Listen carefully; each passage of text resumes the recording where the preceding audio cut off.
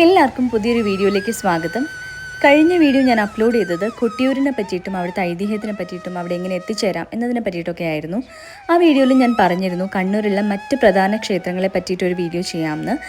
ഇതാണ് ആ വീഡിയോ. നിങ്ങൾ എന്തായാലും വീഡിയോ മുഴുവനായിട്ട് കണ്ടിട്ട് നിങ്ങളുടെ അഭിപ്രായങ്ങളൊക്കെ അറിയിക്കണേ.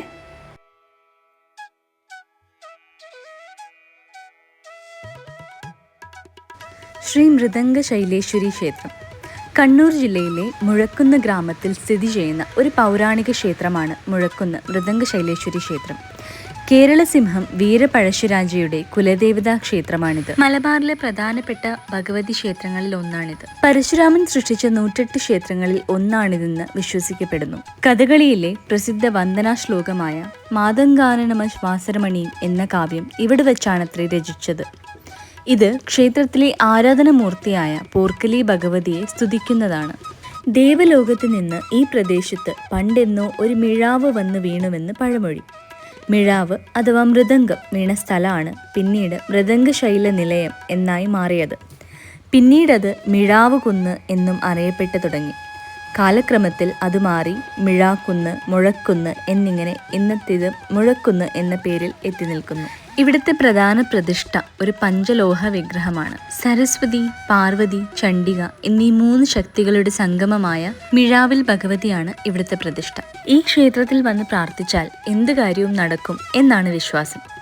കൊല്ലൂർ മൂകാംബികയ്ക്ക് തുല്യമായി കരുതപ്പെടുന്ന സർവാഭീഷ്ടസിദ്ധിദായകയായ ശ്രീ മൃദംഗ ശൈലേശ്വരിയാണ് ഈ ഗ്രാമത്തിന്റെ ഐശ്വര്യം. ഈ ക്ഷേത്രത്തിൽ വെച്ചാണ് കോട്ടയത്ത് തമ്പുരാൻ കഥകളി ചിട്ടപ്പെടുത്തിയത്. എത്ര ശ്രമിച്ചിട്ടും കഥകളിയിലെ സ്ത്രീ വേഷരൂപം എങ്ങനെ വേഷവിധാനം ചെയ്യണമെന്ന് തമ്പുരാന് മനസ്സിൽ തെളിഞ്ഞു വന്നില്ല.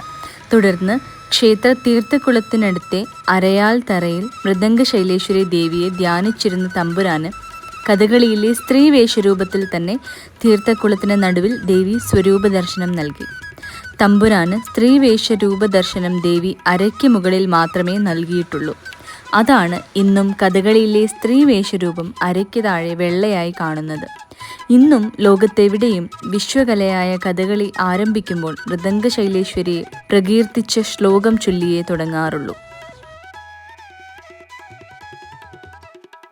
ഇതാണ് ശ്രീനാരായണമംഗലം വിഷ്ണു ക്ഷേത്രം.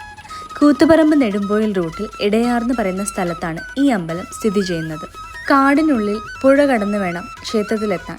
വേനൽക്കാലത്ത് അധികം വെള്ളമില്ലാത്ത സമയത്ത് പുഴ മുറിച്ചു കടന്ന് നമുക്ക് അമ്പലത്തിലേക്ക് പോവാം.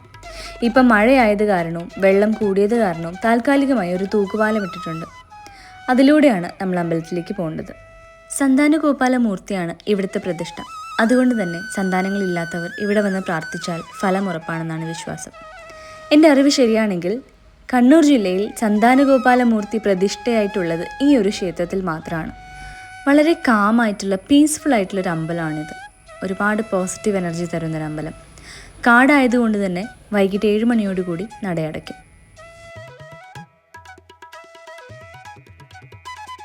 ഇപ്പം നമ്മളുള്ളത് കണ്ണൂർ ജില്ലയിലെ പറശ്ശിനിക്കടവ് ക്ഷേത്രത്തിലാണ്. നമുക്ക് അകത്തേക്ക് കയറാം. കണ്ണൂർ ജില്ലാ ആസ്ഥാനത്തിന് 16 കിലോമീറ്റർ വടക്കായാണ് പറശ്ശിനിക്കടവ് മുത്തപ്പൻ ക്ഷേത്രം സ്ഥിതി ചെയ്യുന്നത്. മറ്റു തെയ്യക്കോലങ്ങളിൽ നിന്നും വ്യത്യസ്തമായി പറശ്ശിനിക്കടവ് ക്ഷേത്രത്തിൽ ചില പ്രത്യേക ദിവസങ്ങൾ ഒഴികെ വർഷത്തിൽ എല്ലാ ദിവസവും തെയ്യം കെട്ടിയാടുന്നു. വെള്ളാട്ടവും തിരുവപ്പനയുമാണ് ഇവിടെ കെട്ടിയാടുന്നത്. ഉത്തര കേരളത്തിലെ ഹൈന്ദവരുടെ പ്രധാന ആരാധനാമൂർത്തികളിൽ ഒരാളാണ് ശ്രീ മുത്തപ്പൻ. ഇപ്പോൾ കേരളത്തിൻ്റെ എല്ലാ ഭാഗത്തു നിന്നും ഭക്തരിങ്ങോട്ട് വരാറുണ്ട്.